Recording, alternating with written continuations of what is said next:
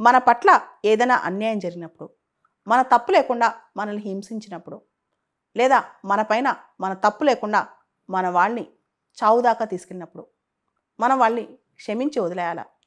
లేదా వాళ్ళు చేసిన తప్పు అని వాళ్ళకి గుణపాఠం చెప్పాలా? చాలామందికి ఈ ఎథికల్ డైలమా వస్తుందన్నమాట. అంటే ఎలాంటి టైంలో మనం క్షమించాలి? ఎలాంటి వాటిని మనం క్షమించకూడదు అని చెప్పి. ఇక్కడ మనుషుల్ని చంపినప్పుడు, లేదా మనుషుల్లోని మనసులు చంపినప్పుడు, చాలా గాయపరిచినప్పుడు, మన యొక్క గుర్తింపుని చంపేసినప్పుడు, మన యొక్క సెల్ఫ్ రెస్పెక్ట్ని తీసేసినప్పుడు మనం వాళ్ళని క్షమించాలా వద్దా?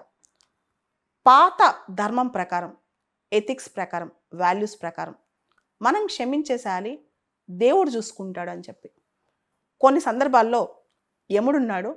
యముడు పైకి వెళ్ళిన తర్వాత నరకంలో వాళ్ళ లెక్క మొత్తం తీస్తాడు. చిత్రగుప్తుడు లెక్క రాస్తాడు. వాళ్ళని వేడి వేడి నూనెలో ఫ్రై చేస్తారు. ఇలాంటివన్నీ సినిమాలో చూస్తాం. కానీ రియల్గా ఇది జరుగుతాయా?